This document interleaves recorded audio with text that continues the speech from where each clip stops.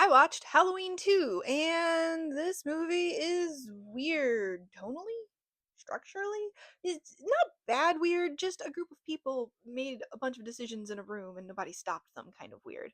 John Carpenter saw this movie and basically went, "Yeah, I'm good," and then left like somebody backing away from a microwave that had started sparking.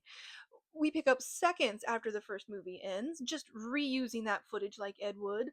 Michael shrugs off 6 bullets, and I think we can all agree he's not human now, right? Like, the kills here are not something a human can do. That's not a human skill.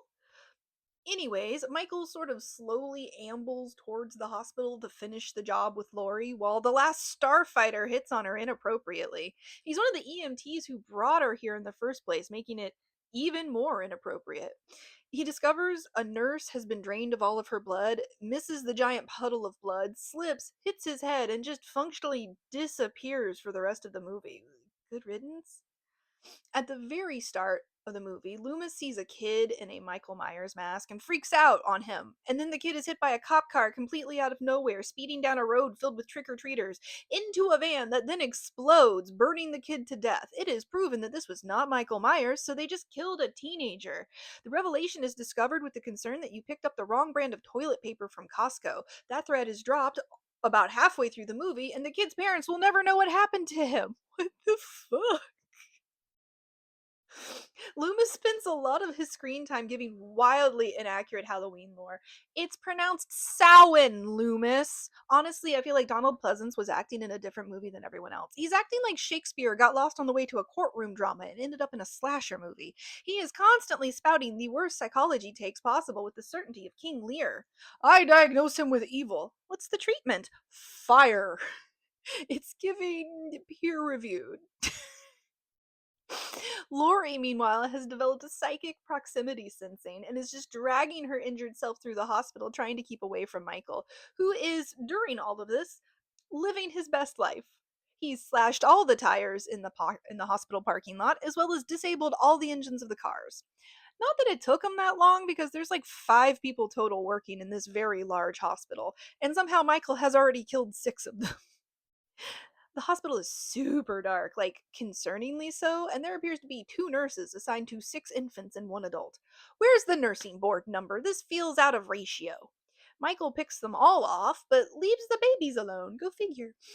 Okay, lore dump time. Lori is adopted, and Michael's actually her brother. Which, okay, I guess that doesn't explain anything. Why? I'm not mad, I'm just confused. This doesn't really change anything or give any real reason behind Michael's behavior. It's like discovering your house is haunted and then learning, oh yeah, it's haunted by your cousin. Good luck. Michael in this movie is very mechanical, and I love it. Creepy and persistent. It was getting under my skin. Still, a reasonable everyman, sort of average build, still doing things humans just can't do in reality, like walking through a fucking window. But we already all agreed he's not human in this movie, right? So it's fine. Lori pops him in the head at least twice, and all the bullets to the face do is blind him a little. That's like 10 bullets this man has sort of just shrugged off. And Loomis keeps yelling about Sam Hain, Lord of the Dead, but he's also just yelling everything else too, so I can't tell if he's crazy or just loud. Loomis does eventually decide that all of this needs to end with an explosion because the evil must be stopped, but like pretend I said that last part with reverb. Oh, this movie is very quiet. Aside from scare stings and Loomis yelling like he's being paid per decibel, there's a lot of whispering, empty hallway noise, and silence that makes you start questioning your own hearing. John Carpenter's score is still banging, but sparse. It feels like an intentional choice for tension, and that's just kind of the movie overall. Weird lighting, weird pacing, weird tone shifts, weird dropped threads, weird everything. It's not bad, it's just weird. The gore is more than the first in that it exists at all, but the kills themselves are still not really the point. I mean, they matter more than the first one. The first one was trying to do something with its restraint. This movie is starting to bleed into a much more standard slasher range with the kills, starting to have some spectacle around them. But it's not overdone. Yet. We all know it's coming, but for now, this is a pretty okay sequel that's kind of bridging into a different style than the first one, I think. I hope. Michael was pretty fucking on point, though.